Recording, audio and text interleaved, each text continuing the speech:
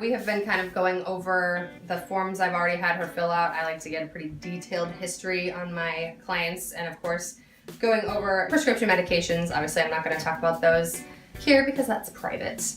Next on, we're looking at the products she's using. And of course, you know, with most people with acne, we wind up with the pretty standard. We tend to be our own worst enemy, and a lot of the products that we're using to try and treat our acne are either going to be causing it and or making it worse, and at best case scenario, just not helping at all. So when it comes to products, we've got our standard, you know, Stridex pads, gotta love those, Neutrogena, and we've got our Dead Sea whatever mask from one of those kiosks in the mall. Gotta love those kiosk people, they really know how to move a pitch on people walking by. We got our CoverGirl makeup, and we have been dealing with some benzoyl peroxide that was prescribed by a physician. So let's see, I actually have her bring in all her products. Here you ask them what products are they using, and they go, and you watch them try to imagine their countertop. So I just like to bypass that and tell them, bring it in. I wanna see what you got. And with most acne clients, this is what happens. They have got drawers and cabinets full of all kinds of products, hundreds and probably even thousands of dollars spent over time trying to fix the problem, because of course no one wants to just live with acne. It's not something that any of us really find tolerable. So, you know, we hope against hope and we buy whatever someone tells us to buy, thinking that maybe this will work, maybe this will be the one. And even I myself, I suffered from acne for 10 years. So pretty much my whole 20s, there's not very many pictures. So I definitely avoided the camera because I was battling cystic acne on my own skin. It's kind of why I became an esthetician. So I had, you know, bags and countertops full of products back then myself. And, you know, I can remember buying things, and if my skin didn't freak out, I considered that a win. So it's sad to know that that is kind of where the bar has been set in general for most people, especially when you're dealing with acne, is that if your skin doesn't completely freak, it's a great product. When really we want our products to actually be healing things and actually providing health for our skin. You know, it's skin care. So we need products that can actually provide care and health support for our skin, because that way we can get rid of this imbalance that's happening to really get our skin clear. I mean, living proof. Got rid of mine, gotten rid of plenty of other clients. So let's see what we got here. All right. Obey Your Body, holistic. DML, I can only imagine where this one came from. Doctor? Dermatologist. Dermatologist. Oh, there they are, Stridex. Nice full jug. Oh, here's our Deep Sea Cosmetics. So this is that Dead Sea from the kiosk. Nice, pretty shiny box. And they really know how to get us with the marketing. Oh, here's our Neutrogena. See what else we got going on. Oh, Mary Kay, rolling in. Lord knows Mary's bought a lot of pink Cadillacs over the year. Or is that Avon? I can never remember which. They all seem to buy some kind of car. In Japanese, natural aqua gel. So, I don't know, was it maybe crushed dead seahorse or shark fin? Like, the ingredients list is not in English, so who knows what's in that one. Oh, here's more of the Dead Sea mask products. Look at these pretty jars. Gotta love that marketing, man. Spend more money on the marketing than they do on their R&D department. Clarisonic, I'm okay with this.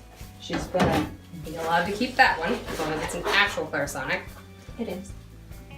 Oh, more of this Obey Your Body Minero Twin Mineral Bar Soap. Don't know, nah. Not something that I've seen before, so I'm gonna look up the ingredients, but oh, yeah. Yeah, no, that's not staying.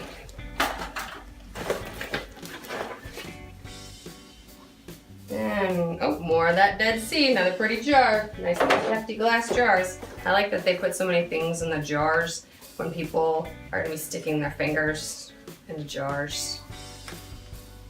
Oh, here's our CoverGirl. Thanks, Ellen. All right, let's see what else we got in here.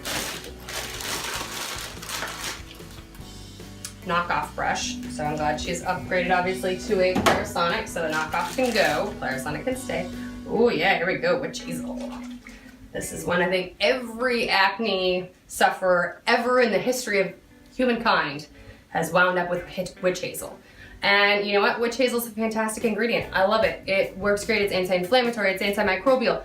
However, what we don't realize is that when you're buying witch hazel like this, when you're buying it in a liquid bottle from the drugstore, it is actually mostly alcohol with witch hazel suspended in it. So really, you're only using some witch hazel. You're actually just soaking your face in alcohol, which is just stripping and drying it out and basically just triggering those oil glands to start pumping more oil, which is basically just like throwing gasoline on a fire.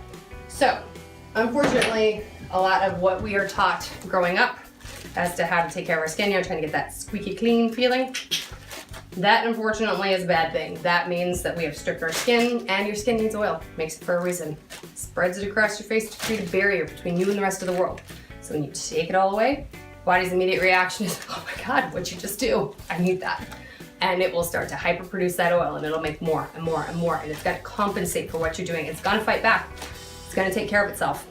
Sometimes it can, and then you wind up with an even oilier, nastier mess than you started with, or it's not able to fight back enough, and you wind up dried out, and your skin gets wrinkly, and then you start having aging issues, premature aging issues on top of the acne. So pretty much it's a no-win situation when it comes to a lot of the ways we were all taught to care for our skin. Oh, so we got some Mary Kay foundation. I love Mary Kay getting it in there. Oh, Clear Cell, there's an oldie but goodie. And Acne Free. So this one is a generic brand, you've not heard of this one. Basically benzoyl peroxide and disodium lauryl sulfate in water. Oh, getting down to our Clean and Clear. Gotta love them, they're right up there. Acne spot treating. Oh, more Clearasil, making it back for the rapid vanishing spot cream. Let's see here. Oh, and these are her medications, so I'm not gonna whip those out. But it's a hefty bag, so like I said, this is a potential issue if it needs to be. We'll burn that bridge when we get there. So, as you can see, she's actually not doing too bad. I've had plenty of clients that have almost filled this whole thing up with products, and even I myself once, tons of products.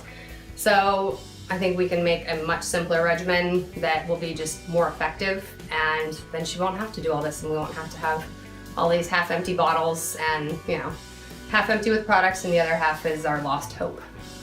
So let's get her skin clear and make her life better inside and out.